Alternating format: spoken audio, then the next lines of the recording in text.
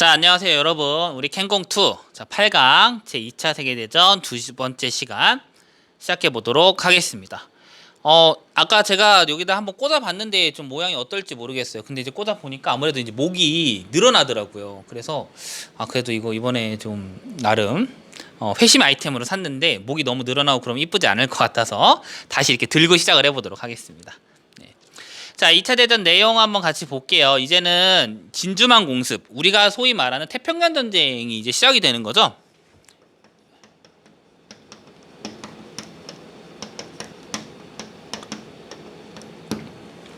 이 태평양 전쟁이 시작이 됩니다. 태평양 전쟁을 보면서 어떻게 이제 일본 입장에서는 태평양 전쟁을 이야기하고 있는지 같이 한번 살펴보도록 하겠습니다. 볼게요. 자, 진주만 공습과 태평양 전쟁의 전개라고 되어 있습니다. 한번 볼게요. 자, 신체제와 삼국 동맹 이렇게 되어 있습니다. 자, 이제 내용 뒤에 앞에 내용은 조금 이제 생략이 된 거죠. 네. 이래야 1940년 9월 일본군은 북부 인도차이나에 진군하고 거의 동시에 일본, 독일, 이탈리아 삼국 동맹을 체결했다. 이걸 이제 우리 세계사 교과서에서는 보통 얘기를 뭘 하냐면 이걸 이제 보통 뭐라고 하냐면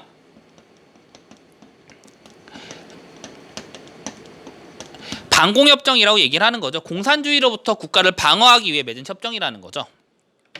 네. 이를 전후로 미국은 항공기용 가솔린이나 고철의 대일 수출 금지 조치를 내리고 일본에 대한 경제 제재를 본격화했다라고 적혀 있습니다. 네.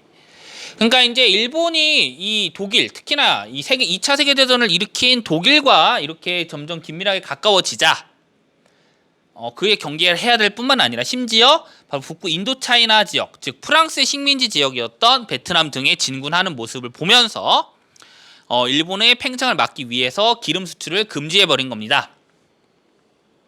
1941년 6월 자, 독일이 돌연 소련에 침공을 해서 독소전쟁이 시작이 됩니다. 이에 대응하기 위해서 열린 같은 해 7월 2일에 어전회의에서는 어전회의가 뭔지 거기 설명이 나와 있을 겁니다. 어전회의 한번 볼까요? 내려가 볼게요. 잠시만요. 네. 어전회의는 대외전쟁의 수행에 관한 문제에 대해서 대본영 정부 연락회의가 일본 왕의 참석하에 개최가 될 경우 어전회의라 불렀다. 쉽게 말하면 일본 왕이 주도하는 회의라고 이해하면 되겠다. 그죠? 참모총장, 군령부 총장 등 육해군 대표 및 수상, 외무상 등등등 그야말로 정부의 관료, 군대와 정부의 주요 인사들이 모이는 곳이 바로 어전회의였던 거. 그 회의를 주도한 인물이 누구다? 일본 왕이었다는 점을 꼭 기억하시기 바랍니다. 돌아가 볼게요. 네. 그 어전회의에서는 군부의 강한 주장에 따라 미국에 대한 전쟁을 각오한 남방 진출과 정세가 유리한 경우 소련과 전쟁을 할 것을 결의했다라고 되어 있습니다. 그러니까 중요한 건 뭐냐? 어쨌든 미국이 기름 수출 금지해버렸어요. 그래 이렇게 어려운 상황에서 우리 일본은 위기를 어떻게 타개해 나가야 되느냐?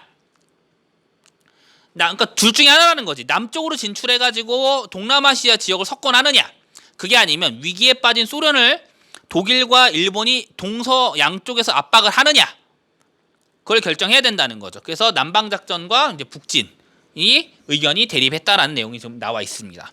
제3차 고노의 내각 출범 직후인 7월 말 이미 결정되어 있었던 남부 인도차이나로의 진출을 결행해 이에 대응하여 미국의 재미 일본 자산을 동결시키고 미국에 있는 일본인들의 자산을 묶어버린 거죠. 그리고 대일 석유 수출 금지를 결정했다라고 되어 있습니다.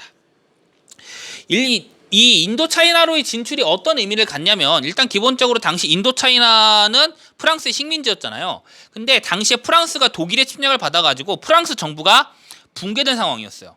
그래서 이 인도차이나 지역의 식민지가 제대로 운영이 되지 않자 일본이 이를 빼앗은 거죠. 그러니까 인도차이나뿐만 아니라 그 남쪽에 있는 동남아시아 여러 식민지들, 대표적으로 인도네시아는 네덜란드의 식민지였고 영국 또한 미얀마를 비롯한 여러 미얀마, 말레이시아 등등이 저기 아닙니까? 식민지 아닙니까? 영국이 식민지잖아요. 그러니까 이러한 압박들, 특히 심지어 필리핀은 미국 식민지였죠, 당시에. 그래서 미국은 이런 팽창을 저지하고 경고하기 위해서 바로 미국에 살고 있는 미국에 살고 있는 일본인의 자산을 묶어버리는 거예요. 거래를 못하게. 그리고 일본의 석유 수출도 금지시켜버립니다. 미국은 일본의 남진과 동아시아 신질서 건설을 방지하려는 의지를 명확하게 드러냈고 영국과 네덜란드도 이에 동조를 했습니다. 일본 군부는 더더욱 위기감이 심화되어서 A, B, C, D 포이진의 압박을 단호히 거부하기 위해서는 전쟁 이외의 길은 없다라고 주장을 했습니다. A, B, C, D 포이진이 뭔지는 우리 교과서 밑에 주석 4번에 잘 나와 있죠. A는 아메리카, B는 영국, 브리튼, C는 중국, D는 네덜란드를 가리키는 것이죠. 네덜란드 오타 나왔네요. 오타 수정해 주세요. 네덜란드가 아니고 네덜란드죠, 그죠?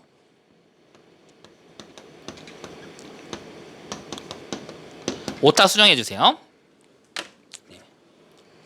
넘어가겠습니다. 9월 6일 어전회의에서는 미일 교섭의 기한을 10월 상한으로 못 받고, 그러니까 10월 초까지 협의를 해야 된다는 거죠. 교섭에 성공하지 못하면 자 대미 또는 대영국, 대네덜란드 개전에 발을 들이는 제국 정책을 결정했다고 되어 있습니다. 미국과 일본의 교섭은 일본군이 중국으로 전면 철수하는 것 등을 미국이 요구했기 때문에 타협점을 찾지 못했다. 일본 입장에서는 승승장구하고 있는 중국에서 발을 빼기가 싫었다라는 거예요. 그렇기 때문에 욕심을 부렸다는 거죠. 결국 미일 교섭의 타결을 강하게 희망하던 고노에 총리가, 수상은 총리를 가리키는 거죠. 교섭을 중단하고 전쟁을 일으키자고 주장하는 육군성 장관 도조 히데키와 대립을 하게 됐습니다. 결국 10월 16일 고노에는 교섭을 이루지 못한 책임을 지고 총사퇴를 하게 됩니다. 그러면 이제 어떻게 했습니까? 협상을 주도하던 사람이 퇴진을 했으니까 전쟁을 일으키는 사람이 주도권을 잡게 되겠죠. 그죠? 그래서 결국 수상이 육군상과 내무상을 겸임하는 형태로, 그야말로 수상에게 막강한 권한을 주는 형태로 도조 히데키 내각이 출범하게 됩니다. 전쟁하자는 사람이 주도권을 잡게 됐다라는 거죠. 새로운 내각은 9월 6일 그러니까 교섭을 통해서 해결하자는 결정을 완전 재검토하고, 그리고 미국과 일본의 교섭도 일단 계속은 합니다. 실제로 이제 교섭을 목적으로 하는 게 아니고 교섭을 하는 척하면 시간을 벌면서 전쟁을 하려고 했다라는 거죠. 그러나 11월 26일 미국 측의 제안은 헐노트라고 불리는 거죠. 미국 측의 제안은 중국과 인도차이나로부터 전면적인 철수, 만주국과 왕징해의 정권의 부임. 만주국은 여러분이 잘 아실 겁니다. 만주국은 일본이 만주 지역을 침략해서 세운 괴뢰 정권이고요. 왕징해의 정권도 마찬가지입니다. 왕징해이라고 하는 인물이 있었습니다. 이 사람 원래 장제스의 측근이었는데 이 중일전쟁에 발발하자 장제스를 떠나서 일본 측에 붙어가지고 난징 지역에 괴뢰 정권을 수립했었어요. 그래서 이 정권을 왕징해이 정권이라고 부릅니다. 그러니까 두 괴뢰 정권을 이제 부정해라. 그리고 일본, 독일, 이탈리아 삼국동맹을 폐기해라. 그리고 만주사변 이전으로 모든 상태를 복구시켜라라고 하는 거의 최후 통첩에 상응하는 것이었다라는 표현을 쓰고 있습니다. 그야말로 일본의 모든 침략 전쟁을 포기하라는 의미인 거죠. 그래서 결국 어떻게 됐냐? 교섭은 절망적이었고 12월 1일 어전 회의에서는 미국과의 교섭이 실패라고 판단. 그래서 미국과 영국에 대한 개전을 결정하게 됩니다. 이게 바로 도조 히데키가 주도한 전쟁이 되는 것이죠. 12월 8일 일본 육군이 영국령 말레이시아 반도에 기습 상륙을 하였고 일본 해군은 하와이 진주만을 기습 공격을 합니다. 하와이 진주만을 기습 공격을 합니다. 이게 그 유명한 이제 진주만 공습이죠. 진주만 사건이죠. 네. 진주만 공습이 시작이 된 거죠. 비행기로. 일본은 미국, 영국에 선전포고를 하고 2차 세계대전의 중요한 사건이 된 태평양 전쟁을 시작을 하게 됐습니다. 간도 크지요. 네. 내용을 좀 전체적으로 쭉 읽어봤습니다. 자, 주석 5번, 6번 한번 볼게요. 1, 2, 3, 4번 주석등 전체적으로 한 번씩 좀 설명을 드렸었고요. 네. 다만 이제 주석 1번을 보시면은 동아시아 신질서, 아시아 신질서라는 표현이 자꾸 등장을 하죠. 이 아시아 신질서라는 게 우리 교과서에서는 뭐로 보통 표현이 됩니까?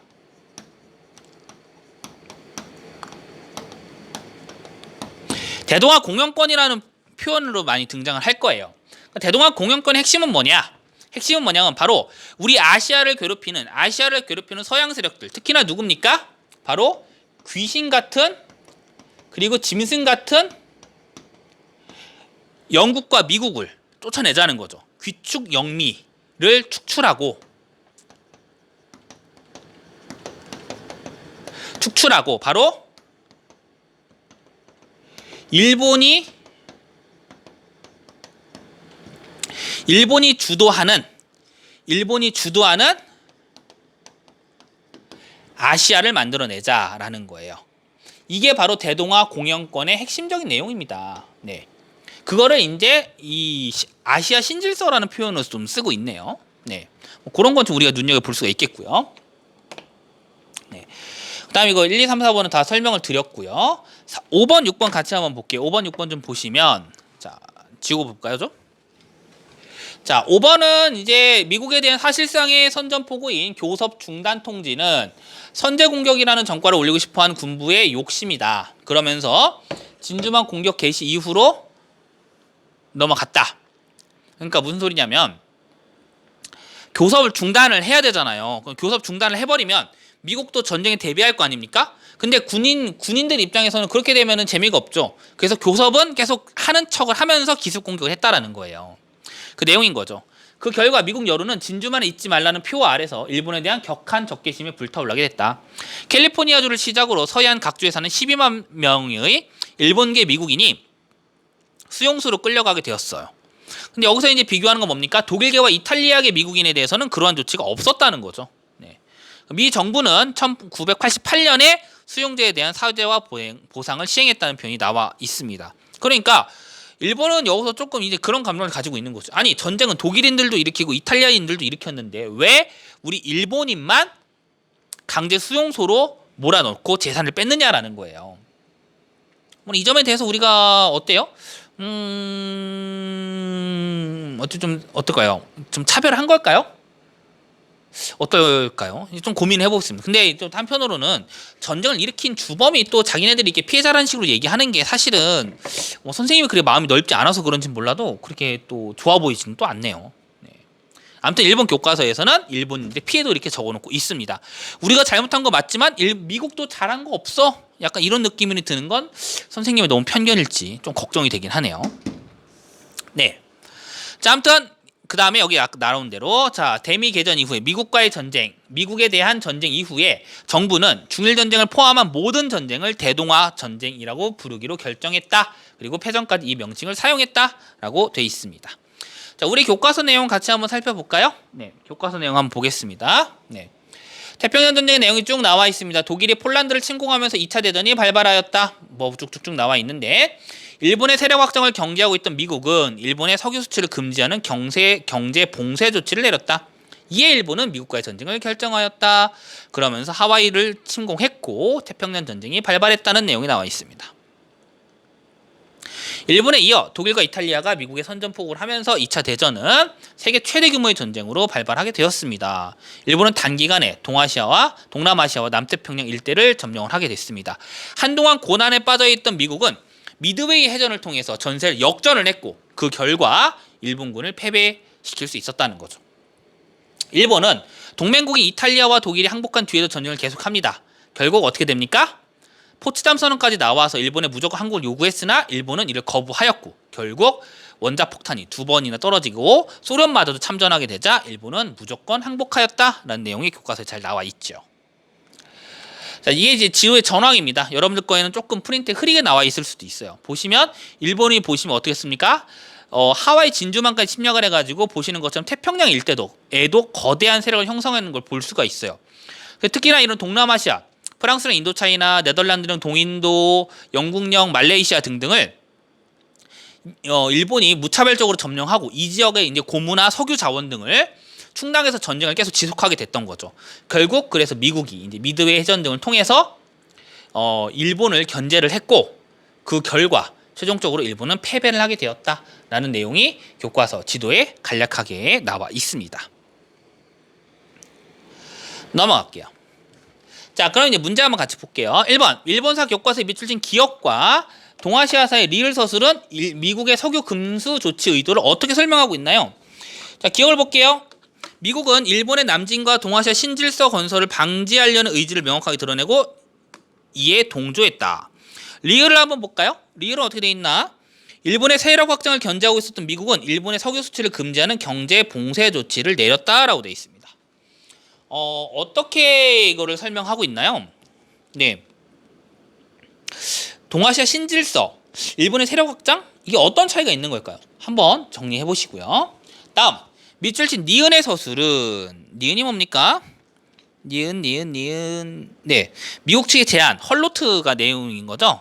그것은 밑줄친 미음과 비교하면 태평양 개전의 어떤 측면을 강조하고 있나요? 미음은 뭐라고 되어 있습니까? 이의 일부는 미국과의 전쟁을 일으켰다. 미국이 석유 수출을 금지하자 일본은 이에 반발하여 전쟁을 일으켰다라고 하는 미음의 서술과 니은의 서술은 뭡니까? 미국의 주장이 너무나 터무니없었기 때문에 도저히 받아들일 수 없었다라고 하는 서술은 어떤 측면을 강조하고 있는 건지 한번 비교해서 적어볼 수 있겠죠? 네, 좋습니다. 자, 3번 볼게요. 일본사 교과서 2번 주석과 밑줄친 디귿 서술을 통해서 태평양 전쟁 개전의 최고 책임자가 누구인지 설명을 해봅시다. 디귿이 뭡니까? 디귿을 찾아보면은, 자, 12월 1일 어전회의에서는 대미교섭이 실패적이라고 판단, 개전을 결정했다. 어전회의. 자, 보세요, 여러분. 어전회의는 누가 주도하는 회의입니까? 일본 왕이 주도하는 회의죠. 그렇다면 전쟁을 일으킨 최고 책임자가 누군지 우리가 찾아볼 수 있을 것 같습니다. 이번 주석에도 분명히 표시가 되어 있는데 내용 읽어보시면 알 수 있을 것 같아요. 4번 볼게요. 일본사 교과서의 5번 주석에는 재미일본인에 대한 미국 정부의 제재에 대한 설명이 있습니다. 그게 이제 행정명령 9066호인데요. 이 서술을 우리가 좀 비판적으로 볼 필요가 있어요. 일본 측의 서술은 그겁니다. 아니, 전쟁은 이탈리아 놈들도 일으키고 독일 놈들도 일으켰는데 왜 우리만 차별해? 이렇게 쓴 거죠. 근데 이 점에 대해서 우리가 좀 더 비판적으로 검토할 필요는 있을 것 같아요. 아까 말씀드렸던 것처럼 전쟁을 주도적으로 일으킨 입장에서, 그리고 하와이 진주만을 기습적으로 공격을 해가지고 선전포고도 없이 기습 공격을 한 입장에서 과연 이러한 어떤 일본의 그런 억울한 점을 강조하는 것이 과연 서술상 옳은 것인가?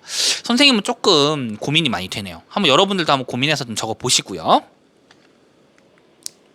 자, 심화 문제 같이 한번 넘어가 보도록 하겠습니다. 심화 문제 같이 한번 볼게요. 네.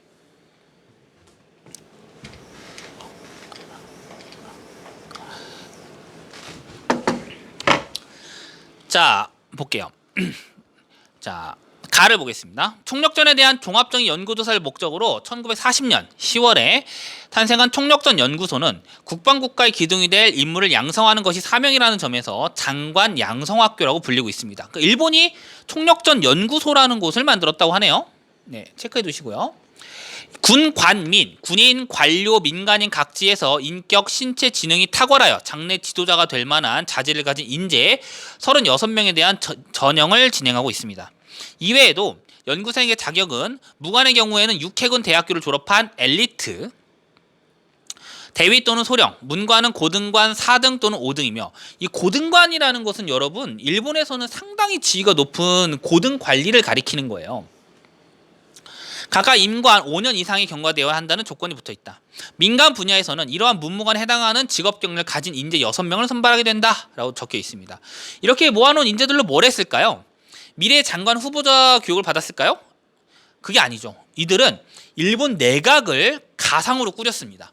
그리고 동시에 가상 적국, 미국 내각도 이 사람들이 동시에 꾸렸습니다. 소위 말하면 역할극을 했다는 거죠. 역할극, 그죠?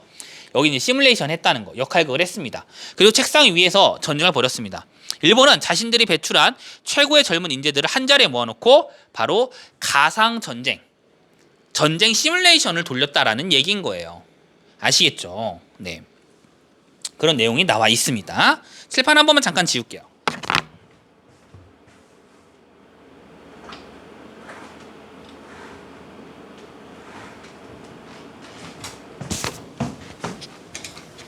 이게 아무래도 이게 아직까지는 물칠판, 물지우개로 지워야 되기 때문에 좀 틈틈이 좀 지워주는 게 좀 더 선명해 보일 것 같아요.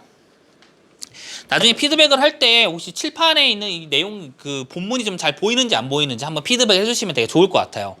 저는 영상을 봤을 때는 또 그냥 잘 보이는 것 같기는 한데 여러분들 입장에서는 어떨지 잘 모르겠네요. 자, 그럼 이어서 보겠습니다.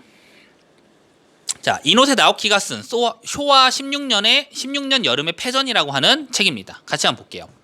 자, 오카무라 슌, 총력전 연구소 육군 차관 역할을 했던 오카무라 슌은 1939년 후반부터 광공업 부분의 둔화, 정치가 계속되고 있는 원인은 우선 원료 부족과 노동력에 있다는 점이다. 더구나 여름철 물 부족에 따른 전력 기금과 연료인 석탄 부족, 더욱 큰 타격을 가한 것은 1940년 9월에 미국이 선언한 철강, 고철 등의 대일 수출 금지였으며 이런 것들이 처음에 책정한 계획 실행에 중대한 결과를 초래하게 된다라고 얘기를 하고 있습니다. 다마키 게이조는 총력전 연구소에서 기획원 총재하는데 기획원은 경제를 담당하는 사람을 얘기하는 겁니다. 기획원은 우리나라 치면 기획재정부를 얘기하는 거예요. 대동아 공영권 내, 즉 인도네시아 해와 동중국해를 일본 앞바다와 같이 자유롭게 운영할 수 있다고 생각하는 것은 오산이다라고 얘기를 하고 있습니다. 미군의 해군 정력을 나름 냉정하게 파악을 한 거죠. 다음 볼게요. 마에다 가츠지는 기획원 부장 역할을 했는데 보시면 1941년 일본의 선박 보유량은 300만 톤이다. 작은 어선을 집어넣지 않았고 100톤 이상의 물자 동원에 활용할 수 있는 선박만을 계산했는데 근데 여기서 유조선, 기름을 수송할 수 있는 유조선은 1%밖에 되지 않으며 나머지는 석유를 드럼통에 넣어서 선적할 수밖에 없다는 거죠. 전쟁이 시작이 되면 상업용 선박 대여는 침몰될 수밖에 없겠습니다. 무장을 하고 있지 않을까요? 문제는 선박 소모량을 어떻게 예상하는가에 있다라고 되어 있습니다. 그러니까 전쟁이 벌어지면 미국의 항모들이, 미국의 함선들이 분명히 일본의 선박들을 공격할 것이고 그럼 일본의 선박들은 엄청난 피해를 입을 겁니다. 그럼 그 피해를 얼마나 피해를 빨리 입을 것이냐 그리고 그 피해를 얼마나 빠른 속도로 복원할 것이냐를 계산했다는 거죠. 그래서 이러한 사람들의 연구 결론이 뭐가 나오느냐 12월 중순 기습작전을 시행하여 성공한다고 하더라도 전쟁 초반의 승리는 예상이 되지만 물류에 있어서 열세인 일본은 승리할 가능성이 적다. 전쟁은 장기전이 되어서 소련 참전을 불러 일본은 패배한다. 따라서 미국과 일본의 개전은 어떻게 해서든 피해야 한다는 결론이 나왔어요. 어때요? 이 결론을 한번 읽어보세요, 여러분. 결론은 실제 우리 역사적 내용과 거의 일치하죠. 전쟁 초반에는 승기를 잡았지만 결국 물류가 부족했던 전체적으로 전쟁을 일으키기에 물류가 부족했던 일본은 결국 미국에게 끌려가게 됐고 전쟁이 장기전으로 치닫게 되자 불리한 상황이 됩니다. 이후 포츠담 선언 이후에 소련은 결국 일본 전선에도 참전을 하게 되었고 일본은 패배하게 됐죠. 네, 정확히 예측을 한 거고 일본의 엘리트 집단들이 당시 나름 객관적인 입장에서 연구를 했다는 걸 알 수가 있어요. 그런데 이럼에도 불구하고 왜 도대체 전쟁은 일어났을까요? 다를 한번 읽어봅시다. 자, 도조 히데키입니다. 바로 도조 히데키가 누굽니까? 바로 일본의 내각을 태평양 전쟁 당시에 내각을 이끌었던 인물입니다. 육군 출신으로서 그야말로 전쟁에 앞장섰던 인물이었죠. 이 사람은 이런 얘기를 합니다. 연구에 대한 제군의 노고가 크지만 이것은 어디까지나 책상에서 이루어진 연습으로서 실제 전쟁이라는 것은 제군들이 생각하는 것과는 다릅니다. 러일 전쟁에서 우리 대일본 제국은 이길 수 있을 거라 생각하지 않았습니다. 하지만 이겼습니다. 그 당시에도 열강에 의한 삼국 간섭으로 어쩔 수 없이 제국은 일어선 것이지 이길 수 있는 전쟁이라고 생각해서 한 것이 아닙니다. 전쟁은 계획대로 되지 않지요. 생각 밖의 일이 승리로 연결되어 갑니다. 따라서 제군이 생각하는 것은 탁상공론이라고까지 할 수 없지만 어디까지나 그 의외성이라는 요소를 고려한 것은 아니다. 또한 이 연구의 경과를 제군들은 경솔하게 입 밖으로 내서는 안 됩니다라고 이야기를 하고 있습니다.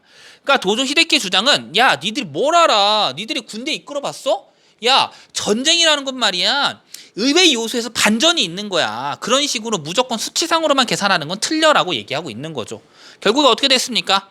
도조 히데키는 결국 전쟁을 패배로 이끌었고 이후에 군사재판에 넘겨져서 사형 선고를 받고 말죠. 도조 히데키는 군사재판을 받던 도중에 군사재판을 받게 되자 자결을 하려고 했는데 그 자결 시도를 했을 때 그거를 이제 일본이 아니죠. 미국에서 이 도조 히데키를 살려내요. 최신 의학을 동원해 살려내가지고 기어이 자살하려는 도조 히데키를 재판정에 세워서 사형 선고를 내려버리죠. 네. 이렇게 도조 히데키가 자신만만하게 얘기했지만 결국 총력전 연구소의 예상 결과대로 가게 됐다는 점입니다. 자, 그러면 여기서 궁금한 건 이거예요. 도조 히데키가 물론 전쟁 광이었기 때문에 전쟁을 매우 이제 주장한 사람이었기 때문에 그럴 수도 있겠습니다만은 왜 이렇게 자꾸 전쟁을 하려고 했을까? 그 전쟁을 하려고 했던 이유는 무엇이었을까? 한번 우리 고민해보자는 거죠. 자료 가에 총력전 영수가 소집된 이유를 두 나라 교과서에서 찾아 그 이유를 한번 서술해 봅시다 라고 되어 있습니다. 한국과 일본 교과서에서 왜 총력전 영수가 소집이 됐느냐 한번 찾아볼 수 있겠죠? 그죠? 2번 총력전 연구소 연습 결과 자료 나와 같은 결론이 도출되었음에도 당리의 총리 내신인 도조 히데키는 다와 같이 반응을 했다. 그 이유가 무엇인지 찾아 기술해 봅시다. 그럼 여기서 이제 힌트가 두 개가 나오는 거죠. 도조 내각은 왜 어떻게 수립이 됐느냐. 일본사 교과서에 아마 잘 나와 있을 거예요. 두 번째, 1940년대 초 일본의 대외 상황도 생각해 볼 필요가 있다는 거죠. 그러니까 일본이 정말 전쟁을 그치길 수 있는 상황이었을까요? 중국 전선에만 하더라도 거의 300만 명에 가까운 인원이 투입되어 있는 상황이었어요. 그런 상황들 좀 종합적으로 생각을 해봤을 때, 그런 상황을 종합적으로 생각을 해봤을 때, 이 도조 히데키가 전쟁을 어쨌든 억지스럽게라도 진행을 할 수밖에 없었던 이유가 무엇이었는가 한번 생각을 해볼 수가 있겠다는 것이죠. 네, 자 이렇게 해서 오늘 8강까지 한번 마무리 해봤습니다. 좀 생각해볼 내용들이 좀 확실히 좀 많은 것 같아요. 여러분들이 이런 내용들을 좀 많이 고민해보면서 한번 정답을 찾아가 본다면 확실히 좀 유의미한 내용이 나올 것 같아요. 좀 같이 서로 피드백을 하면서 하면 좋을 것 같은데 그게 좀 안 되는 게 너무 아쉽습니다. 제가 댓글을 통해서라도 꼭 피드백을 할 테니까 댓글 나중에 꼭 확인해 주시면 좋겠습니다. 수고 많았습니다. 8강은 여기까지 할게요. 감사합니다.